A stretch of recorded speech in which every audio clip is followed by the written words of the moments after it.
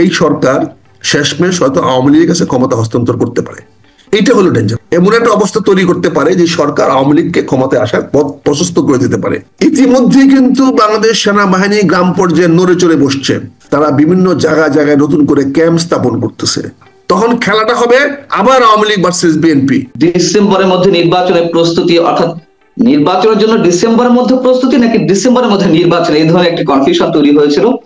এবং স্বরাষ্ট্র মন্ত্রণালয়কে নির্দেশ সব ধরনের প্রস্তুতি, সব বিষয়ে কি আমরা আস্থা রাখতে পারি আসলে এই ফেব্রুয়ারিতে নির্বাচন হচ্ছে? বিষয়টি বিভ্রান্তিকর, কারণ নির্বাচনের প্রস্তুতি নেওয়া, নির্দেশ দেওয়ার দায়িত্ব উপদেষ্টা মহোদয়ের দায়িত্ব না। তারপরে দেখেন শফিকুল আলম কি বলেছে, ডিসেম্বরের মধ্যে নির্বাচনের প্রস্তুতি নেওয়ার ব্যবস্থা করেছে এবং আরো পরিষ্কার করে বলেছে রোজার আগে যেন নির্বাচন হয়। মিস্টার গাধা উনি জানেন না হামলা মামলা মব জাস্টিস এগুলা করার তোমরা উস্তাদ, এগুলোর মধ্যে তোমাদের কোনো সামনে কেউ দাঁড়াতে পারবে না। কিন্তু নির্বাচনের মাঠে তোমরা এখনো নস্যি। আমার বিশ্বাস শফিকুল আলম সাহেব দেশে একটা গৃহযুদ্ধ বাঁধানোর জন্য পায়তারা করতেছেন এবং গৃহযুদ্ধটা হবে সম্পূর্ণ ভারতের ইন্ধনে, ভারতের প্ররোচনায়, ভারতের স্বার্থে। কারণ শেখ হাসিনাকে আবার বাংলাদেশে পুনর্বাসিত করতে হলে বাংলাদেশে একটা বড় ধরনের গন্ডগোল দরকার। একটা বড় ধরনের গন্ডগোল হলেই শেখ হাসিনা সেখানে প্রবেশ করতে পারবে এবং তাকে বসানোর জন্য সহজ হবে। এটা কি শফিকুল আলম সাহেবরা বুঝতে পারছেন না? তাহলে তারা কেন এটা বুঝতে পারছেন যে এই অবস্থা সৃষ্টি হলে, এরকম একটা আন্দাজ তৈরি হলে তাতে তৃতীয় পক্ষর সুবিধা হবে? খুব সুন্দর কথা বলেছেন। তৃতীয় পক্ষটা কে? আপনি যেটা কথা বলছেন, তৃতীয় পক্ষ যদি আমার পক্ষ হয়ে থাকে, তৃতীয় পক্ষ যদি আমার পক্ষ হয়ে থাকে, আমি যদি চাই তৃতীয় পক্ষ আসুক, তৃতীয় পক্ষ আসলেই আমি সেফ থাকবো, আমি সেফ এক্সিট পাবো। কারণ যেহেতু প্রথম, এখন মনে করেন যদি আজকে দুইটা পক্ষে বিবাদ লাগে, দুজনে কেউ আমার পক্ষে না, ধরুন আওয়ামী লীগ বিএনপি আমার পক্ষে না, জামাত বা এনসিপি আমার পক্ষে না, তাহলে এই দুই পক্ষের যে জয়লাভ করুক তাতে আমার কি লাভ হবে, আমার কি ফায়দা হবে? অথচ আমি যদি দুই পক্ষকে লাগিয়ে দিয়ে যদি আমি তৃতীয় পক্ষ আওয়ামী লীগকে লাভবান করতে পারি, তাহলে আওয়ামী লীগ আমাদের রক্ষা করবে। সিম্পল খেলা, সিম্পল খেলা। কারণ আমি তখন বলতে পারবো যে ভাই তোমাকে তো আমি আনছি, তোর মনের উপরে খাড়া ঘা, মার্কিন যুক্তরাষ্ট্রের শক্তি দিয়ে এই সরকার টিকে থাকার একটা বাহানা দেখাচ্ছিল। ট্রাম্প কেন ডিসক্লোজ করে দিল যে ইউএসএআইডির টাকা দিয়া এই সরকারকে রিজিম চেঞ্জ করানো হয়েছে? এই টাকাগুলো তো এখনো আছে। টাকাগুলা কারা পাচ্ছে? এগুলা কি বেরিয়ে আসবে একদিন? আসতে হবে না? কাজে আমি বলছি যে বিএনপি তার প্রপার ট্র্যাকে আছে, ধৈর্য ধরাটা সঠিক। যেটা হতে পারে এই সরকার শেষমেশ হয়তো আওয়ামী লীগের কাছে ক্ষমতা হস্তান্তর করতে পারে। এইটা হলো ডেঞ্জারাস, এইটা হলো বিপজ্জনক। আওয়ামী লীগের কাছে সরকার এমন একটা অবস্থা তৈরি করতে পারে যে সরকার আওয়ামী লীগকে ক্ষমতায় আসার পথ প্রশস্ত করে দিতে পারে। আপনি যেটা বলছেন আওয়ামী লীগের পপুলার, কারণ আমরা বললেন যদি বিএনপি যদি ক্ষতিগ্রস্ত হয়, বিএনপি যদি ক্ষতিগ্রস্ত হয় তাহলে কে লাভবান হবে? আচ্ছা, বিএনপি ক্ষতিগ্রস্ত হলে কি এনসিপি লাভবান হবে? বিএনপি ক্ষতিগ্রস্ত হলে কি জামাত লাভবান হবে? বিএনপি ক্ষতিগ্রস্ত হলে কি ওই ইসলামী দল লাভবান হবে? অবশ্যই না, অবশ্যই না।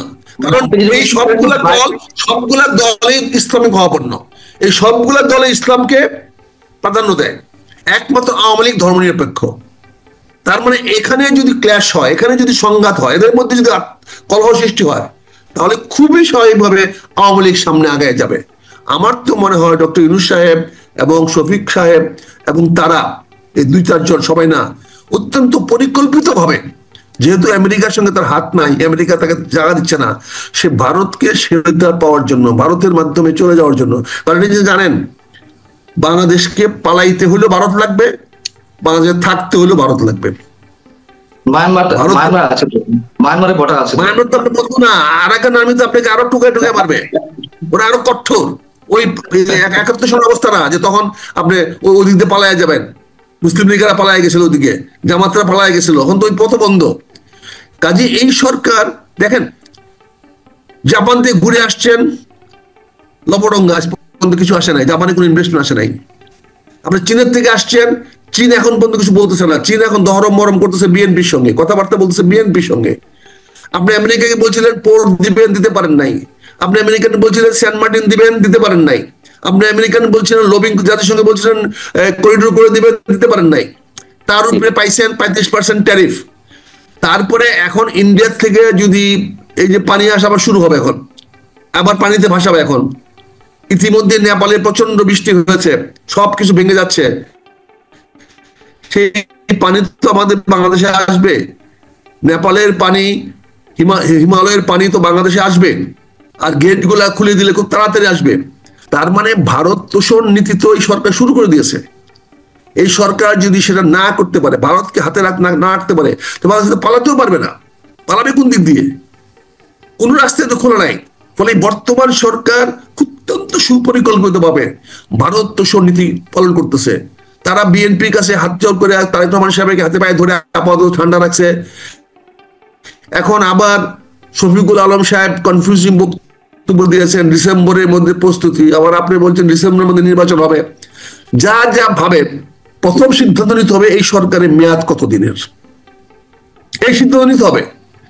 এই সরকার বলতে হবে আগামী এই মাস থেকে এই বছর পর্যন্ত আমরা, এইটা বলার পরে নির্বাচন কমিশন নড়ে চড়ে বসবে। সেখানে যদি হাতে সময় থাকে তাহলে বলবে যে হ্যাঁ আমি ঠিক আছে এই সময়ের মধ্যে নির্বাচন প্রস্তুতি নিতে পারবো। আর যদি হাতে কম সময় থাকে তাহলে তারা বলবে না আমাকে আরো 2 মাস আরো 3 মাস সময় দেন। তাহলে সবার আগে ডক্টর ইউনূস সাহেবকে নির্ধারণ করতে হবে উনার মেয়াদ কতদিন, উনার মেয়াদটা টার্মিনেট ডেট কবে। উনি যদি বলেন যে আমি 31শে ডিসেম্বরের মধ্যে সরকারের মেয়াদ শেষ হয়ে যাবে, তাহলে 31শে ডিসেম্বর থেকে পরবর্তী 3 মাসের মধ্যে নির্বাচন করতে হবে। যেহেতু উনি এই সংবিধানের মধ্যে শপথ নিয়ে উনি হয়েছেন, হবে না, হতে হবে নভেম্বরের 30 তারিখের মধ্যে সরকার ঘোষণা করতে হবে তার মেয়াদ শেষ। এই সরকার মেয়াদ শেষ না পর্যন্ত এই সমস্ত ভাউতাবাজি করা ঠিক হচ্ছে না। প্রধান উপদেষ্টা অফিস থেকে যদি ভাউতাবাজি করা হয় তাহলে জনগণ যাবে কোথায়? জনগণের যাওয়ার কোথায়? আমি মেজর একটা তো ফ্যাক্টর না, আমার জীবনের দাম একটা মাত্র বুলেট, এটা আপনি যে কোনো সময় ব্যবহার করতে পারেন। এটা খুব মূল্যহীন একটা জীবন আমার, এটা না। আমরা জি শেষ করুন, শেষ করুন। তাহলে আপনি চিন্তা করেন জাতিটা কোথায় নিয়ে যাচ্ছেন, আপনার ভবিষ্যৎ কি? আপনি এত বড় যে নোবেল বিজয়ী হয়ে আজকে যদি আপনি মুরসির মতো অবস্থা আপনার হয়, মিশরের মুরসির কি অবস্থা হয়েছে দেখেন, সেই অবস্থা যদি হয় তাহলে আপনি কোথায় যাবেন? ইতিমধ্যেই কিন্তু গ্রামে গঞ্জে সেই ধরনের অবস্থা হওয়ার সম্ভাবনা আছে। ইতিমধ্যেই কিন্তু বাংলাদেশ সেনাবাহিনী গ্রাম পর্যায়ে নড়ে চড়ে বসছে। গ্রামের খবর রাখেন কিনা জানি না, তারা বিভিন্ন জায়গায় জায়গায় নতুন করে ক্যাম্প স্থাপন করতেছে। আমি জানি না এটা কিসের আলামত, আপনার খবর নিয়ে দেখেন।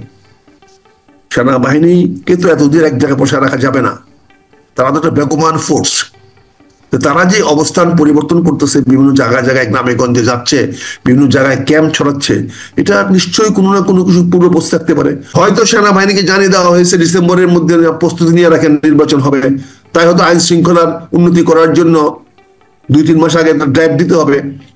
হয়তো এই বর্ষাকালে হয়তো বন্যা টন্যার মানুষের ক্ষতিগ্রস্ত হবে, হয়তো সেনাবাহিনীকে আরো একটু জনগণের কাছে আগায় রাখা হচ্ছে যাতে বন্যা হইলে যাতে তাদেরকে সহায়তা করতে পারে, সাহায্য করতে পারে। কাজেই বিষয়গুলোকে আমরা শুধু এইভাবে ধরে নেবো নাকি এর পাল্টা কিছু ভাববার অবকাশ আছে যেটা বলছিলেন? আমি সবকিছু পজিটিভ ভাবি। আচ্ছা, আমার প্রশ্ন হচ্ছে আমি ভাইয়া বলি, আমি যদি বাধ্য না হই আমি কিন্তু কামড় দিই না, আমি চুমা দিই। জি, সেটা হওয়া উচিত। আমরা প্রায় শেষ পর্যায়ে।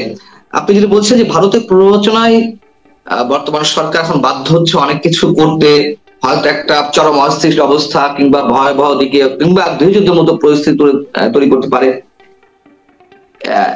এটা করে তাদের আসলে লাভ কি? তারা শুধুমাত্র সেফ এক্সিটের জন্য এটা করছে, আর এটা ছাড়া কি তাদের সেফ এক্সিটের আর কোনো পথ নেই? কোথায় পথ আছে বলেন? আগামীতে সরকার গঠন করার সম্ভাবনা এখন পর্যন্ত যার ম্রিয়মান, যা কিছুটা আছে সেটা বিএনপি। বিএনপির সঙ্গে তুমি তাহলে বসতে হবে। আর বিএনপি যদি নির্বাচনে আসার কথা বলে এবং বিএনপির সঙ্গে কথা বলে নির্বাচন দিতে যায়, তাহলে ধরে রাখেন, স্পষ্ট ধরে রাখেন, জামাত মানবে না, এনসিপি মানবে না। তাহলে নির্বাচন হবে না।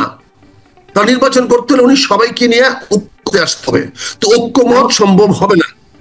এখন সম্ভব যখন হবে না, সম্ভব যখন হবে না, তখন উনি কারো না কারো শক্তিতে নির্বাচনের তারিখ ঘোষণা করে দেবে, এবং সেই শক্তি বলে তখন আওয়ামী লীগও নির্বাচনে চলে আসবে, স্বতন্ত্র নামে হোক আওয়ামী লীগের নামে হোক, এবং তখন ওই নির্বাচনে আর জামাত এবং এনসিপি কোনো ফ্যাক্টর হবে না। তখন খেলাটা হবে আবার আওয়ামী লীগ ভার্সেস বিএনপি, বাকিরা আবার তাদের দলভুক্ত হয়ে যাবে, এবং সেখানে ভারত একটা বড় রোল প্লে করবে। আপনারা দেখেন ট্যারিফে ভারতের ট্যারিফ বাড়ানো হয় নাই, আমাদের মতো গরিব দেশে 35%, আর ভারতের 20%, ভিয়েতনামের 20%। এখান থেকে বোঝার চেষ্টা করেন, ভারতকে দেওয়া হচ্ছে 20% ট্যারিফ শুল্ক, আমাদেরকে দেওয়া হচ্ছে 35%। ভিয়েতনামকে, আমাদের প্রতিযোগী গার্মেন্টস এর সবচেয়ে বড় প্রতিযোগী হলো ভিয়েতনাম, সেই ভিয়েতনামকে দেওয়া হয়েছে 20%, আমাদেরকে দেওয়া হয়েছে 35%। এখান থেকে বোঝার চেষ্টা করেন মার্কিন সরকারের, ট্রাম্প প্রশাসনের দৃষ্টিভঙ্গি আমাদের প্রতি কি, তারা আমাদের পক্ষে না বিপক্ষে।